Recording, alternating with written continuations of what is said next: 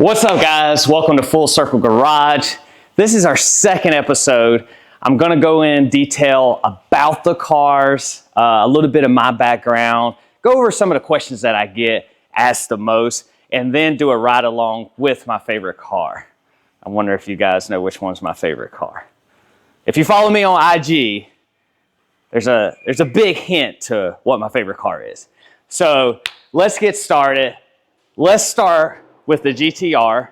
It's a 2015 Nissan GTR. It's a black edition. This is actually a wrap.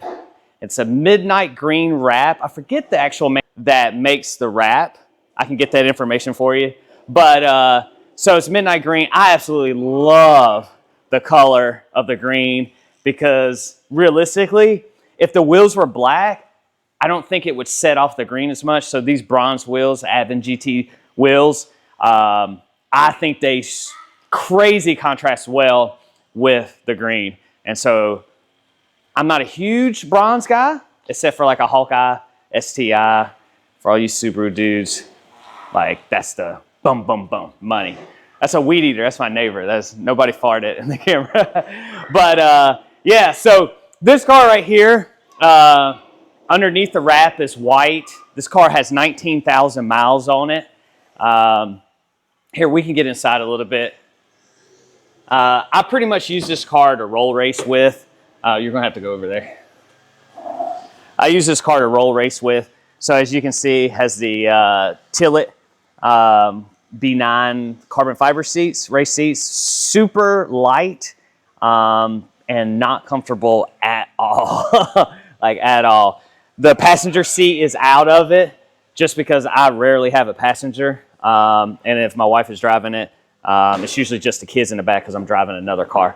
But this car right here, a little detail about the build on this car. BSE had their hands in this car. T1 had their hands on this car, and then ultimately came to Florida where I purchased a car, brought it here, and then I took it over to CCO's Performance, and they did some things to it to get it running like perfect. And that was like fuel pressure regulator, fuel lines, bigger intakes, stuff like that. Car ended up making 1,200 horsepower. Pretty fast car. Is my fastest car, just because it is. It puts all the power to the ground, and it freaking goes, and it's a blast to drive. So you'll see this car. I'll be roll racing, street car takeover, and of course FL2K, which I did last year. Totally underestimated FL2K and the levels to this game. And that term F around and find out, well, I did. So learned a lot about the car at the track. It was a great experience. It was my first time there. Some buddies of mine like, man, like you are always so confident. You went into the fire, and I did. And I learned that there's levels to this game. And, even though 1,200 horsepower is moving pretty good, that's nothing for FL2K. So the cool thing, she's dialed in now. So it should be interesting to see how FL2K goes. I'm excited to just kind of keep diving down into this more drag racing. Eventually, my real passion, I want to get into track racing. I am a big fan of circuits and, turns and actually feeling the car and taking the car to its limits on turns and stuff like that. The straight line is fun. I enjoy it, but I definitely want to end up getting a track car, and that's where I see a majority of my time being spent. So that'll be it for right now on the GTR. I don't want to make this so long of a video, but that's the premises of the GTR. Next, let's go to this car right here. So you got to be a real JDM enthusiast to know what this car is. When this car goes up to car meets, a lot of people do not know what this car is. This is a 1990 GSX Eclipse. Yes, Eclipse, not a Talon TSI.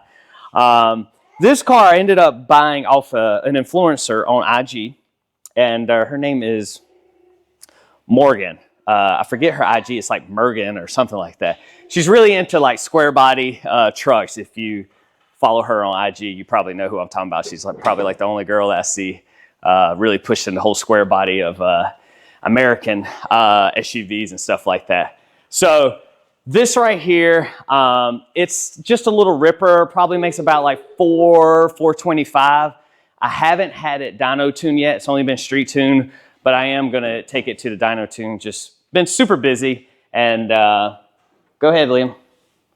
And so, yeah, but this car is fun, all original, and even has, look at this. This is crazy.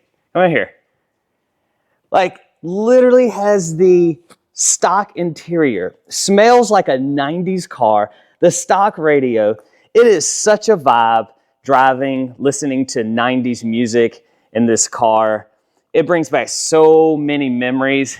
If you know, so basically this car has a 4G63 in it. This car built is a absolute monster. If you know anything about street racing, this car it's unbelievable. You see them a lot in street racing, and they're gapping everything.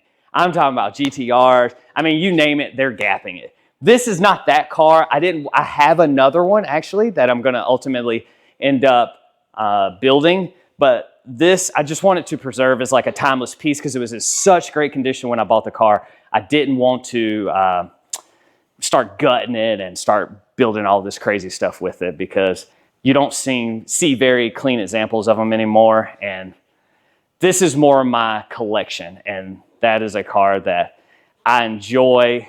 I'm always asked, is it for sale? I think ultimately, like, everything's for sale except for 3 cars, but money talks. But yeah, outside of that, I enjoy this car and I love it. Now, let's go to the Evo. You should like tune in. Okay, so this Evo is the Evo 9 MR SE. Last year they produced the Evo, at least in the 4G63 platform. Then it went off to the Evo 10. We know the history from there, where Mitsubishi went. But this car right here, so the background behind this car is my dad ended up dying of cancer when I was 25. And my dad on his deathbed, he asked me, he said, what is your dream car? And I literally said, graphite gray, Evo 9, MR. I didn't say SC because honestly, I didn't even know they made a SC. So I said, graphite gray, MR, Evo 9. And he was like, oh, wow, that's cool. He's like, what's that look like? And so I emailed him pictures because texting, this was a little big. Texting wasn't a big thing back then. So you shot emails over. So I emailed him a picture of it. Now, this car was extremely rare and hard to find then.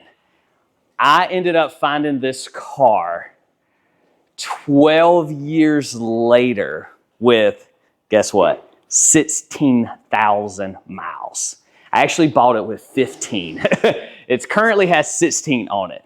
I bought it with 15,000 miles on it. Bought it from a car collector down south. A couple guys you probably know down there, Slay. This dude's name actually was Shay. And I ended up buying this car from him. It is built motor, built transmission, the whole 9 yards. I'm going to ultimately end up making about 700, 725, somewhere around there out of the car. But outside of that, it is just completely mint, like smells brand new, has a new car smell on it. It is amazing. My favorite car, well, wait a minute.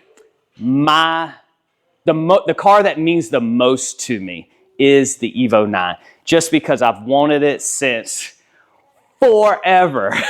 I graduated high school in 2004, so easily, like, me and my wife have been together since 2007, 2005. Okay, so 2005. I was talking about this car back when we dated. So, you know, when this came about, my wife was like, you have to get this car because you've been talking about it forever. So I was so nervous. I had never bought anything for it. It was easy to spend money on the business. It was easy to spend money on the family, but it was so hard to spend money on myself. I don't know why. I felt guilty. I felt everything. My cousin, he his Instagram is ztune88 if you want to go follow a hell of a 240 S13 chassis build. He stayed on me. He's like pissed, like you're never gonna get a car if you don't buy it now. And I'm like, no, man, no. He's like, you're full of crap. You're gonna die without accomplishing your dreams and blah, blah, blah, and all this stuff. And like, he just drilled on me. And I was like, you know what? I prayed about it. I was like, freaking, I'm doing it. I'm doing it. I felt like God has showed me the answer. So I was like, you know what? I'm freaking doing it. And I did it. And that's so the IG and YouTube, all the social media platforms, it's called Full Circle Garage now. But everybody that followed me before, it was called Full Circle Evo. And a lot of people don't know that, but it was actually called Full Circle Evo.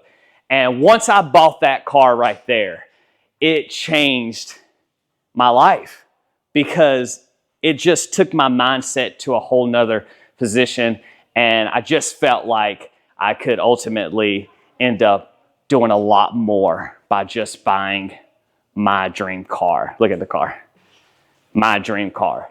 And so, yeah, it's, I don't even know how I'm going to edit that out, but it changed my life. And then ultimately, this car led to what you see here, which is Full Circle Garage.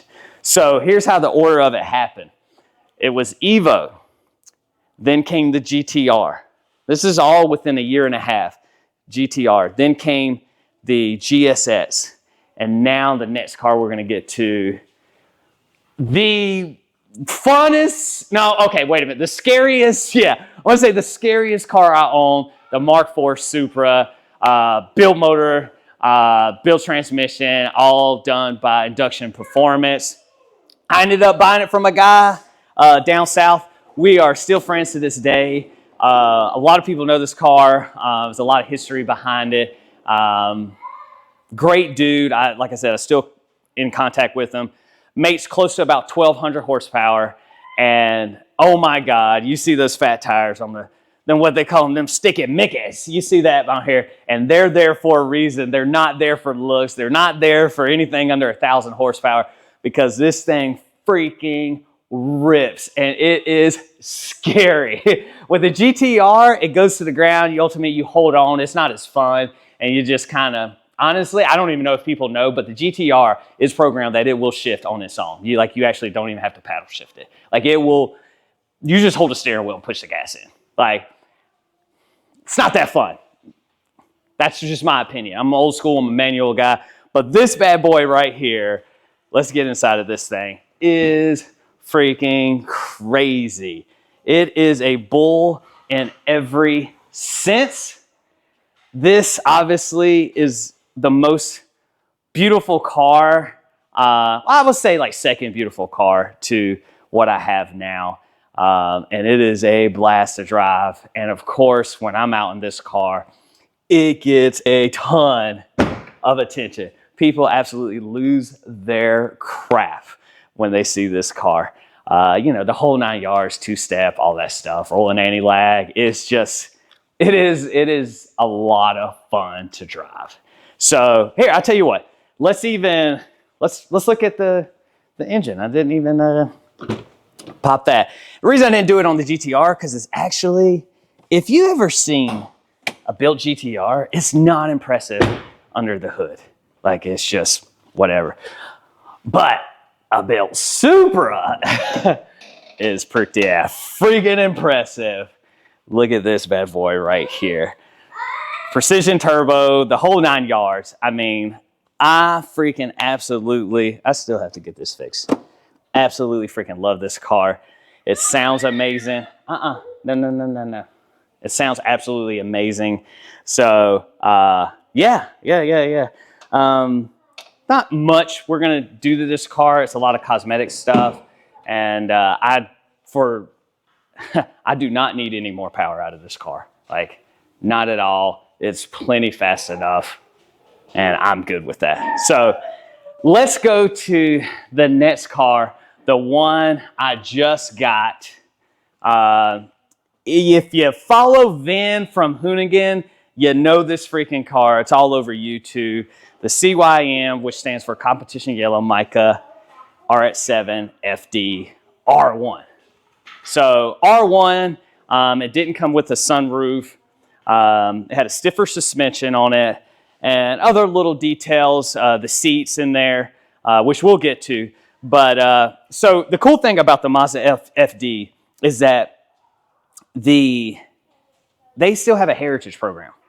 And so you can actually buy the 13B motor like brand new, like right now, which is pretty freaking awesome. So this is actually a brand new 13B motor through Mazda, which is really super cool. So it's got what they call the reliability mods, just to make sure that it runs as best as a rotary can.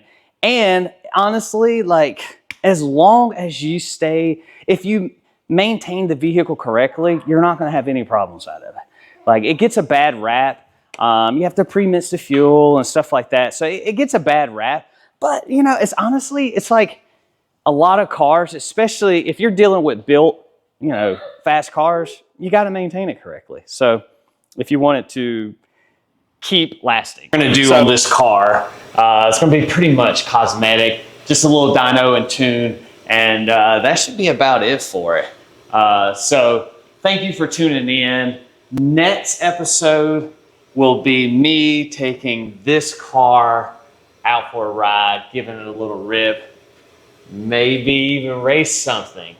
Who knows? We'll see.